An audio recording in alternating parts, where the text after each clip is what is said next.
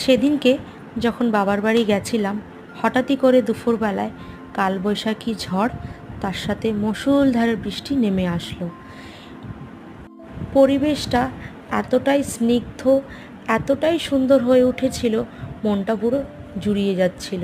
চারদিকে দেখুন সবুজে ঘেরা, আর আকাশে ঘন কালো মেঘ। ঝমঝমিয়ে বৃষ্টিটা মনটা আমার পুরো ছুঁয়ে যাচ্ছিল। এদিকে আমার ছেলে তো আত্মহারা হয়ে নাচ করছে। যাকে আমি ওকে একটুখানি এটা করতে দিলাম, বাধা দিলাম না। কারণ কি বলুন তো, আমাদের ওখানে তো এইগুলো করাও সুযোগ পায় না, বা সুযোগ হয়ে ওঠে না। এরকম খোলামেলা আকাশে মানে এই দৃশ্য আমাদের ওখানে সত্যি মানে দেখা খুবই মানে কি বলবো, খুবই দুষ্কর হয়ে ওঠে। এই যে দেখুন কি সুন্দর লাগছে, যেখানে তাকাবেন চারদিকে শুধু সবুজ আর সবুজ।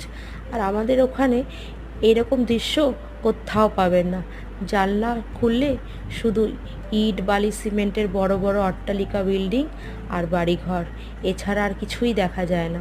আমার মেয়েও এখানে দেখুন একটু মজা পাচ্ছিল, কিন্তু একটু ভয় ভয়ও করছিল। কি ভালো লাগছে দেখুন।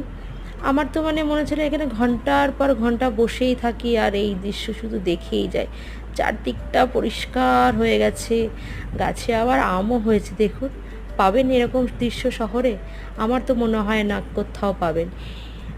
মনে হয় না যে এখানেই সারা দিন এইভাবেই এগুলোকে দেখি। বিশ্বাস করবেন না, আমার এই সবুজ গাছপালা, এই সব দৃশ্য দেখতে আমার খুবই ভালো লাগে। আসলে ছোটোবেলায় আমি এইসব দেখেই তো বড় হয়েছি। আজ শহরে ঠিকই থাকি, কিন্তু কোথাও না কোথাও মনটা কিন্তু আমার সেই এরকম জায়গায় পড়ে আছে। এইটা ছিল এই মরশুমের প্রথম কালবৈশাখী ঝড়। এত গরমের পড়ার পর এই কালবৈশাখী ঝড় কিন্তু কোথাও না কোথাও গিয়ে আমাদের মনে একটা শান্তি, একটা নিঃশ্বাস ফেলার একটা জায়গা দেয়। এই জলে ঘামে যখন মানুষেরা কাজ করে ফেরে, তারপরে যখন এরকম হঠাৎ করে কালো ঘন মেঘ এসে ঝড় বৃষ্টি হয়, মনটা না কোথাও গিয়ে শান্ত হয়ে যায়।